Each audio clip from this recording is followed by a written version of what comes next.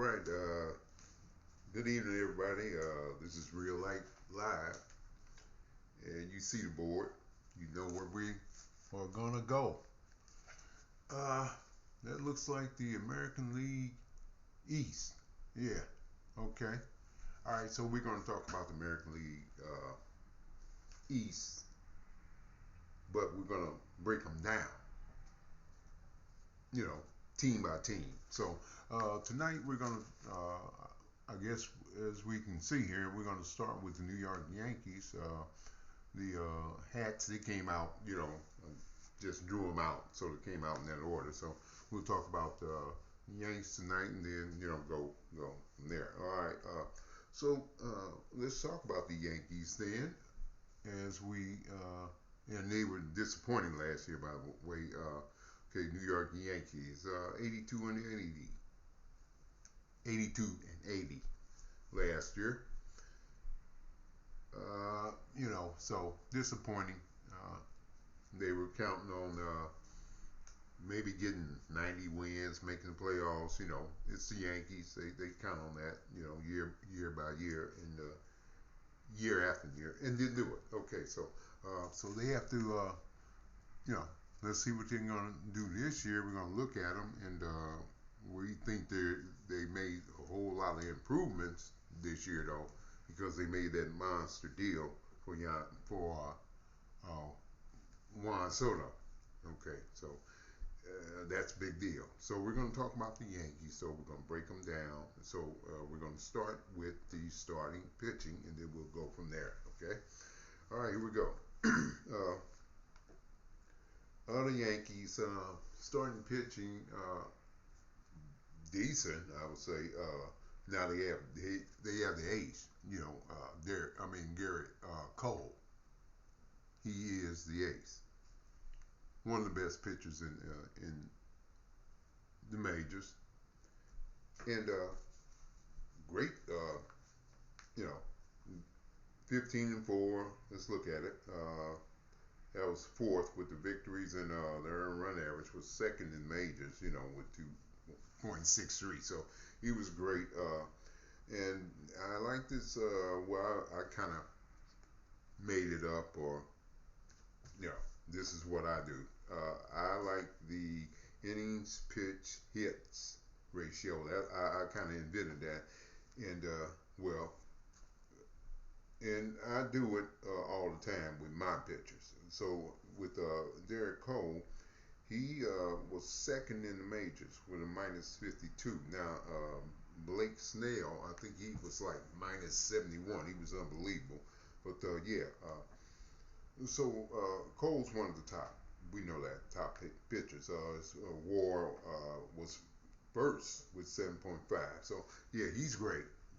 But you got to have more than that. So the pitching though, as far as the team, their pitching earned run average, team wise, was ninth in the majors, 397. Excuse me, and they gave up like 195 home runs, so that was like 17th there.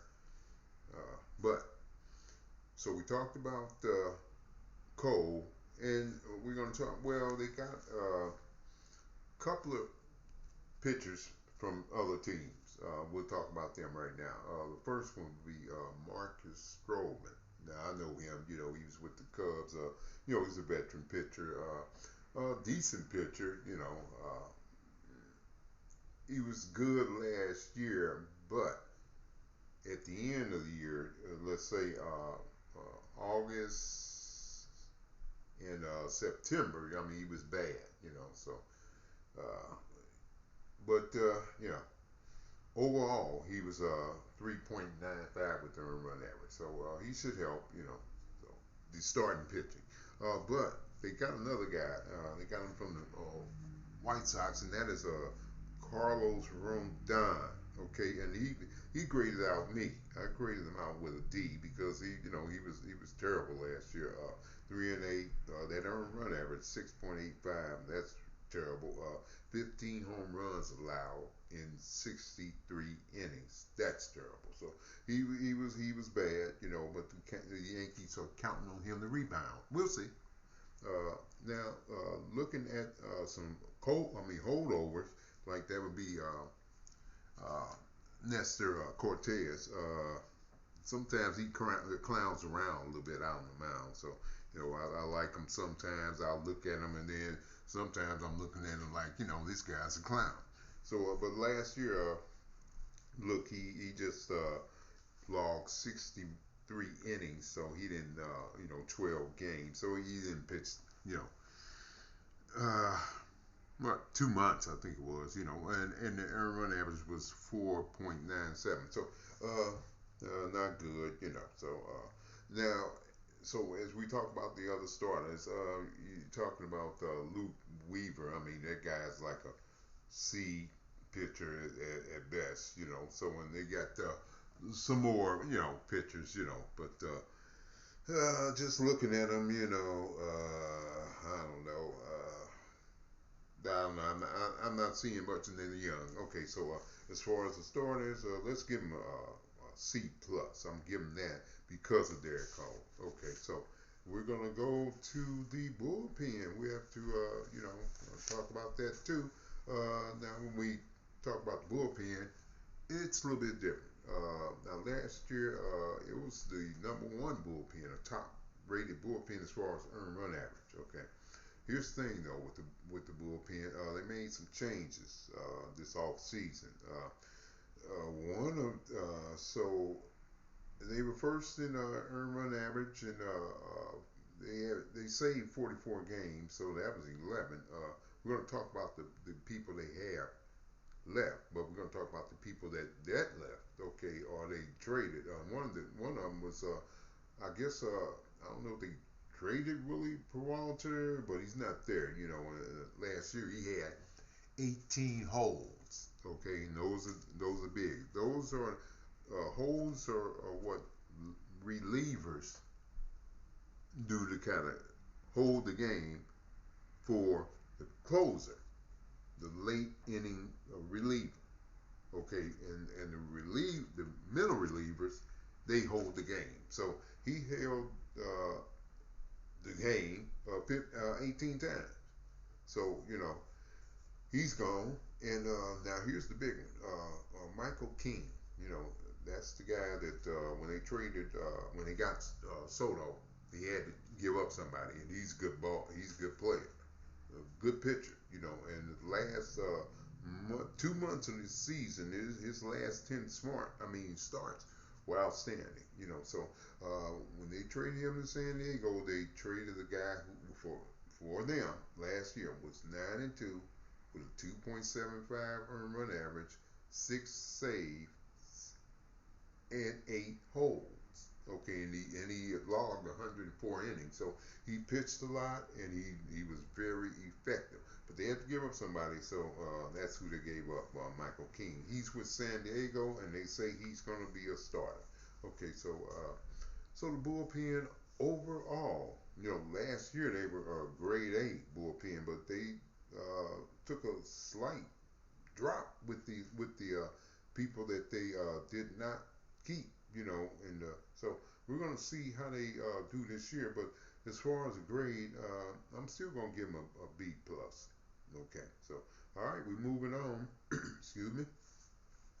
To the infield, and after that, then we'll talk about the catcher. Okay, so the infield though, New York Yankees infield, they need more. Okay, not good. Okay, the infield. When you look at the people, you look at a guy like Rizzo. He didn't play. He was hurt. Like Mayhew. Well, Rizzo. 12 home runs, and so in one home run from in June and July combined. So he was horrible last year. Okay, and when I talked about like Mayhew, last year he hit 243. So and he's a 293 career hitter. So that was a down year, and 15 home runs. OPS not that good. So down year for him. The only, one of the players that did have a good year on the infield, one of the few, and we'll talk about him. That would be Gleyber Torres, and now he was bad in 2022. I'm sorry, and but good in 2023. Okay, because he played. Okay, he damn near had 600 bats and 596.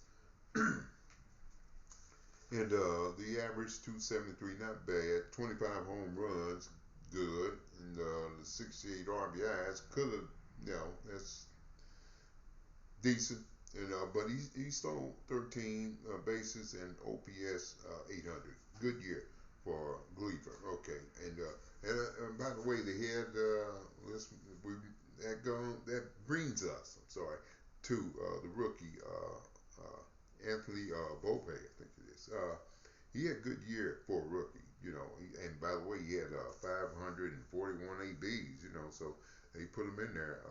209 average for a rookie. Hey, he had to learn, but the 21 home runs, okay, and the 60 RBIs, and he stole, I think, about 20 something bases too. So he had a good year, and he's a fan favorite. So as far as Volpe, I grade him like a B. So for a rookie year. So overall grade for the infield though would be a C. Okay. All right. Now we're going to talk to the catching spot. I mean, and this the catching spot. I mean, they got five of them. So what's that tell you? Hell, they kind of they don't know who's going to be the top guy. Last year though, when I was looking at the Yankees, they brought up a guy named Austin Well. He played late. The starter was Tobrino, but he didn't produce that good. So the catching spot for the Yanks in flux and not that good. And they might platoon, to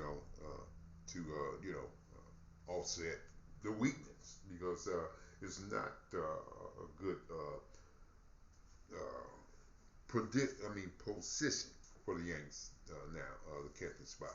Give them a C and going down to a D. They're kind of not good. Okay, so let's move on now because we're going to talk about the outfield. Okay. Wow. When you look at this though, now you talking about the outfield, man. I got to rate the outfield. I mean, I'm looking at the outfield number one. Okay. I mean, you're looking at to me, it's real life live here. Now, I know this ain't nobody else. I'm saying this. I'm looking at two triple crown threats in the lineup. Yeah, that'd be Soto and Judge. Juan Soto and Judge. All right, let's now because those two, they're two of the top five players. And Judge is still, I think he's still the number one player. Okay, even if only he played 106 games. But so let's go over the outfield, who I rate top. Top outfield. Okay, let's go Judge. Well, he didn't play a whole season, but he was still outstanding. I mean, he's just a great player. All right. With 106 games, the guy, 367 at bats. But here, let's look at this: 37 home runs in 367 ABs. Now his average was 267. He was 300 last year. So when you look at that, the 37 home runs. I mean, gee. I mean, he didn't even play he played like 100 something games, and then he drove in like 75 with you know with 100 games. So if he had played all year, he would have put up the great numbers like he always does. Now the OPS though, that was 1,019. Now it was only two more with 1,000 OPSs. I think it was Otani and Acuna. Yeah, those two. Yeah. All right. So he was great. Okay. Now let's get through Judge's Aaron Judge though. But now here we go. Juan Soto. Here we go. When they got him, now they really set that line up. Okay, because now you got Juan Soto, one of the best players, young too, and you're gonna put him in front of Judge. That's why I'm saying, hey, you got a scene here that you could see one of those two, because they can't both do it. One of those two players, Soto or Judge, win a triple crown. Now I'm saying it here on Real Life Live. No, that combo, man. If you, he's gonna. I'm saying Soto's gonna have a hell of a year, because they're gonna have to pitch to him. Because then you got 99 sitting waiting on you. Okay, so I said about 50 home runs, especially with that porch in right field, So, but last year we'll talk about Juan. Juan was superb last year. Juan Soto, he played every game, 162. That's all you can play. Regular season. End up, 275 with average, but 35 home runs, and 109 RBIs, So he was over 100 with the RBIs, and OPS was over 900, 930. Juan Soto is Juan Soto. He's a great, great player. One of the top five. Okay, so he's there now. And I saw those interviews with Judge and Soto and Stanton. They fired up, man. They ready. So and the Yankees are ready, and they have to rebound from last year. The Yanks are the Yanks. Okay, so when we look at the other outfielders, now it's been a lot of talk about I say Mike Stanton, the Giancarlo, All right, okay. But anyway, Stanton, he's fired up and he's ready. Okay, now he got a lot of flack. The GM talked about him, said, hey, he gets hurt all the time. He's not here all the time, blah, blah, blah. Okay, so, but hey, when you're hurt, you're hurt.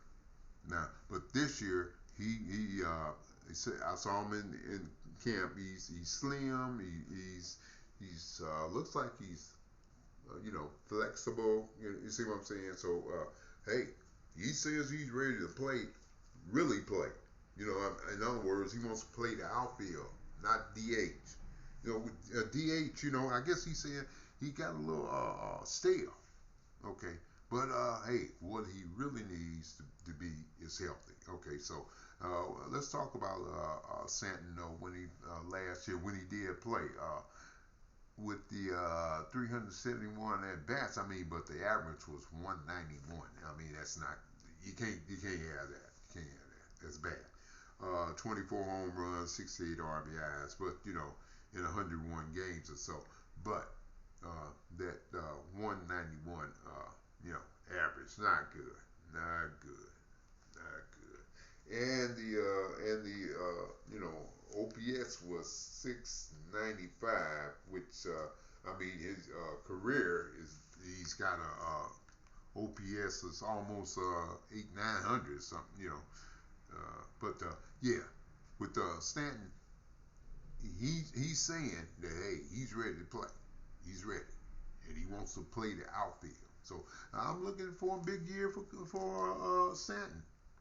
Now, looking at that, Judge, Stanton, Solo. I mean, Soto. I'm sorry about that. Soto, Judge, Stanton. Man, you looking at 40 home runs apiece. That's a possibility. The Yanks are gonna put up a lot of home runs. They might out homer the Braves. We'll see. With the Dodgers too. I don't know. We'll see. But I think, hey, and the other backups, Alex Verdugo, but he didn't play that much last year. 13 home runs. OPS, not that, 745, not horrible though. And then they got Trent Grisham, okay, from San Diego. Now the guy can play defense, but he can't hit, But he hits a couple of home runs. I saw him, some big home runs, So hey, they like him. They think he's gonna help the Yanks because he'll be in center field, and they'll move Aaron Judge to the corner. Okay, so all the boxes are checked to me here in the outfield, and so that would give me, I would give the outfield a grade A. All right. So as we close, talking about the Yanks, it's all on Aaron Boone. Hey man, you didn't make it in the playoffs last year, and the Yanks don't like that. Now miss the playoffs this year and see what happens. Get the Yanks to the playoffs, Boone, or you're fired. Okay, because I'm thinking the Yanks should win 90 games, could win 95 or more. But hey, like I just said, Aaron Boone, it's all on you. You got everything you need. Let's manage this year, or you gone. All right. So that wraps up the Yankees. Now what I'm gonna talk. Because I'm hometown, St. Louis, and we're gonna talk about the Cardinals just a little bit. Because I saw some things, some articles here, and what I want to talk about is I was looking at Nolan Arenado, and he was talking about something about some kind of generational divide. Okay, in other words, there's young players on the Cardinals, and they weren't clicking with the older guys. I guess they're saying they're but hey, this is the young generation, y'all. It's different. They don't hang out the way they used to, ball players. You see what I'm saying? They on the cell phones and, social media and all that. Hey, it's different. So what I'm saying is, hey, when Arenado said that though, hey, I'm not feeling that. And another thing I'm not feeling, I was looking at the article about with Goldsmith talking about getting Matt Carpenter back. I mean, really, man. I mean, let's be honest here. Hey, that outfield the Cardinals have, one of the worst. And they could have got somebody trying to see if they're going to get Soto. I don't think, we know that's not going to happen. But, other teams did things, and the Cardinals, you still got a bad outfield, man. But I'm saying with Goldsmith, he's saying he was pushing for the Cardinals to bring back Carpenter. How about pushing to try to get a hell of an outfielder? Like Bellinger. How about pushing to get him? No, okay, all right, I get it. Yeah, I'm looking at the other things. Ozzy with Mason Wynn. Hey, Wynn likes him. He's okay. We'll see. But as we look at that with the Cardinals, it's the same thing. I heard that Mo running his mouth. Hey, by the way, Bendix, he's over here in the National League. Okay, Pete Bendix. Got it, Mo? He's here, and he's gonna call you for one of them deals. Okay, so I wanted to talk about that. Nolan says, our team was all young guys. No, not really. Not really. I mean, I think I'm seeing an excuse here, because hell, the Rangers had young guys. You know, other teams had young guys. Okay, so excuse is an excuse, and we're gonna wrap this up by saying, hey, we're gonna be following the Cardinals because we're home team. But on the board, we're talking about the American League East, and we'll be talking about them tomorrow to start off. So I wanted to talk about the Cardinals. Hey, Redbirds. And another thing, I know this: they don't like the manager. Okay, and we're gonna close with that. We'll talk about that tomorrow when we come back. But this is Real Life Live, and hey, the Yanks, man, the Yanks.